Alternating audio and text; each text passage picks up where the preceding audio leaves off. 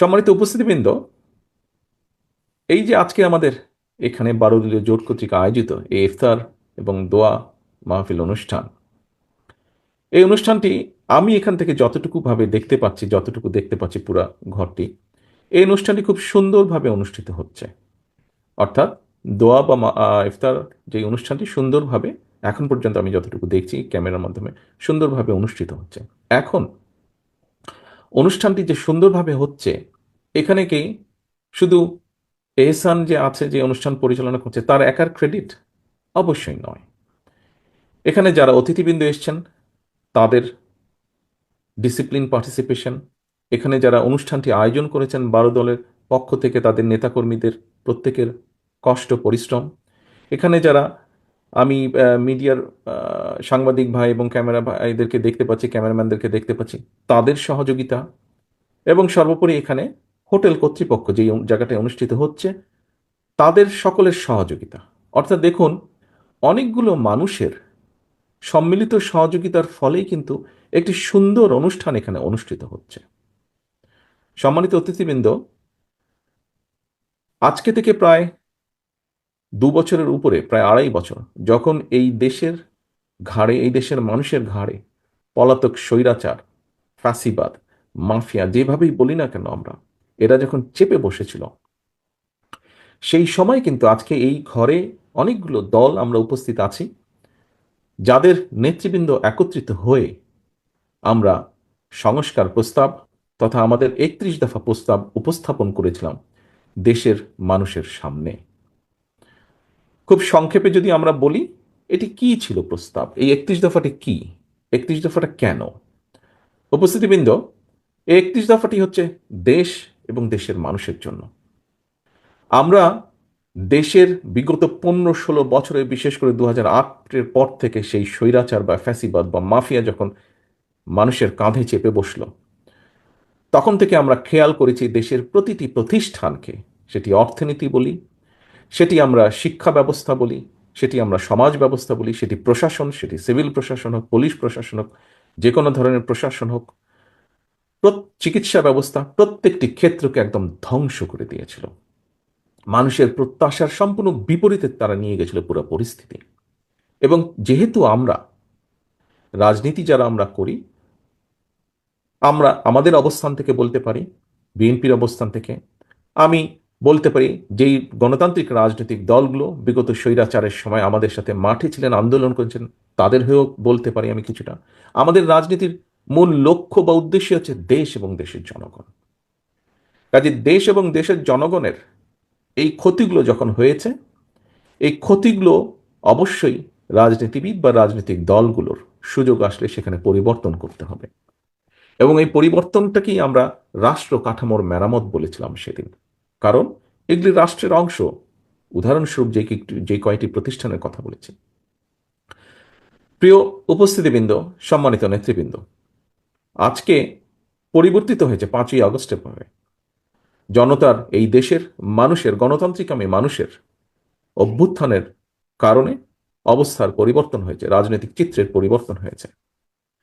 মানুষ, একজন সাধারণ মানুষ স্বাভাবিকভাবে দেখতে চায় যে তার প্রিয় মাতৃভূমি পৃথিবীর বুকে মাথা উঁচু করে দাঁড়িয়ে আছে। মাথা উঁচু করে দাঁড়িয়ে থাকার অর্থ এই দেশের শিক্ষা ব্যবস্থা নিয়ে প্রশংসা করে কিছু বলার মতন আছে, এই দেশের চিকিৎসা ব্যবস্থা নিয়ে প্রশংসা করে বলার মতন কিছু আছে, এই দেশের, খুব সংক্ষেপেও সব সহজভাবেও যদি বলি, রাস্তায় নামলে ট্রাফিক যে বিশৃঙ্খলা, এই দেশের ট্রাফিক ব্যবস্থা নিয়ে প্রশংসা করে বলার মতন কিছু আছে। অর্থাৎ একজন নাগরিকের কাছে দেশ নিয়ে প্রশংসা করার মতন যা যা কিছু থাকতে পারে, হওয়া উচিত, সেই বিষয়গুলো এক্সিস্ট করে যাতে দেশের মধ্যে। প্রিয় সহকর্মীবৃন্দ, সম্মানিত নেতৃবৃন্দ, আমরা সেই রক্তচক্ষু উপেক্ষা করে, স্বৈরাচারের রক্তচক্ষু উপেক্ষা করে আমরা 2-2.5 বছর আগে সংস্কার প্রস্তাবনা দিয়েছিলাম। আমরা উল্লেখ করেছিলাম যে এই ক্ষেত্রে পরিবর্তিত হওয়া উচিত। দুঃখজনকভাবে আমরা দেখছি একটি পরিস্থিতির উদ্ভব হচ্ছে, সংস্কার এবং নির্বাচনকে মুখোমুখি দাঁড় করানো হচ্ছে। এখানে উপস্থিত আমরা প্রত্যেকেই রাজনীতিবিদ।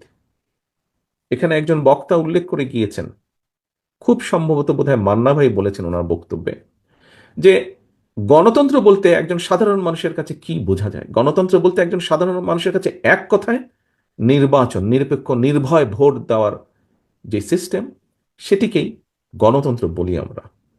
সারা পৃথিবীতে সেটি গণতন্ত্র হিসাবে প্রচলিত বা স্বীকৃত। কিন্তু এই ব্যবস্থাকে সংস্কার এবং নির্বাচন এটিকে মুখোমুখি করে দেওয়া হচ্ছে। আমি গতকাল একটি কথা বলেছিলাম, আপনাদের অনেকেই সেখানে উপস্থিত ছিলেন। কথাটি হচ্ছে, দেখুন, আমরা সবাই জানি কেউ কেউ বলছেন যে সংস্কার শেষ হবে তারপরে নির্বাচন হবে। আমি ব্যক্তিগতভাবে বিশ্বাস করি যে সংস্কার যেটা শেষ হয়ে যায় সেটা তো সংস্কার হতে পারে না। এটা একটা কন্টিনিউয়াস প্রসেস, চলমান প্রক্রিয়া সংস্কার। যদি সে কোনো একটি বিষয় শেষ হয়ে যায় সেটি সংস্কার নয়। কাজেই সংস্কার শেষ হয় না, সংস্কার চলমান প্রক্রিয়া। আমরা একটি জায়গায় আসব, একটি জিনিসের ভালো কিছু করব, ভালো পরিবর্তন করব, পরবর্তীতে আরো বেটার কিছু করার চেষ্টা করব। আমাদের শিক্ষা ব্যবস্থায় যেই গাফিলতি আছে, যেই ত্রুটিগুলো আছে, সেগুলোকে আমরা সংস্কার করব, পরিবর্তন করব, এবং দিনের সাথে আরো যখন সামনে এগিয়ে যাব আরো ভালো ব্যবস্থা করব, শিক্ষা ব্যবস্থাকে আরো উন্নত করব।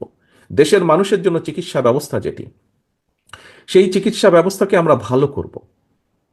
পরিবর্তিত পরিস্থিতির সময়ের সাথে যখন আরো এগিয়ে যাবে সেটিকে আমরা আরো ভালো করার চেষ্টা করব। প্রিয় সম্মানিত উপস্থিতিবৃন্দ, যেই উদাহরণটা আমি প্রথমে দিয়েছিলাম যে এই যে আজকের অনুষ্ঠানটি, আজকের ইফতার এবং দোয়া মাহফিল বারোদল কর্তৃক আয়োজিত, এটি এখন পর্যন্ত খুব সুন্দর একটি সাকসেসফুল অনুষ্ঠান হয়েছে। আজকে আসুন, আমাদের এখানে আমরা যারা আছি, রাজনৈতিক দলগুলোর নেতৃবৃন্দ আমরা উপস্থিত আছি, আমাদের রাজনৈতিক ভিন্ন মত আছে, আদর্শ সবার এক নয়, কিছু কিছু ভিন্নতা আমাদের আছে, কিন্তু একটি জায়গায় আমরা সকলে এক, বাংলাদেশ, বাংলাদেশের মানুষ, গণতন্ত্র। এখানে কিন্তু কোনো বিভেদ নেই। বেসিক বিষয়টিতে আমরা সকলে একত্রিত। আজকের এই ইফতার মাহফিলে, বারোদল কর্তৃক আয়োজিত ইফতার মাহফিলে আমি উপস্থিত। এখানে প্রায় সকল রাজনৈতিক নেতৃবৃন্দ আছেন, সকল দলের, বাংলাদেশের মোটামুটি সকলকে আমি আহ্বান জানাবো, অনুরোধ করব আমার দলের পক্ষ থেকে, বিগত 15 বছরের আমরা প্রত্যেকটি বিরোধী দলের, রাজপথে থাকা গণতন্ত্রের পক্ষের প্রত্যেকটি রাজনৈতিক দল এই দেশের মানুষের অধিকারকে, রাজনৈতিক অধিকারকে প্রতিষ্ঠিত করার জন্য আমাদের বহু সহকর্মীকে আমরা হারিয়েছি। জুলাই আগস্ট মাসে যে অভ্যুত্থান, জনতার যে অভ্যুত্থান হয়েছে, সে অভ্যুত্থানে আমরা আমাদের আপনজনদেরকে হারিয়েছি, সহকর্মীদেরকে হারিয়েছি, পরিচিত জনদেরকে হারিয়েছি। আসুন, যেই ঐক্য নিয়ে, যেই ঐক্যকে নিয়ে আমরা স্বৈরাচারকে বিদায় করেছিলাম, সেই ঐক্যকে আমরা ধরে রাখি। আজকের এই সফল অনুষ্ঠানের মতন আমাদের সর্বোচ্চ চেষ্টা থাকবে আগামী দিনে ঐক্যকে বজায় রেখে, ঐক্যকে ধরে রেখে এই দেশের মানুষের প্রত্যাশিত গণতন্ত্রকে আমরা প্রতিষ্ঠিত করব। এই দেশের মানুষের প্রত্যাশিত সংস্কার প্রক্রিয়াকে আমরা সকলে মিলে আলোচনার মাধ্যমে সকলে মিলে বাস্তবায়ন করব। এটি হোক আজকের এই দোয়া মাহফিলের আমাদের শপথ, আমাদের প্রত্যাশা।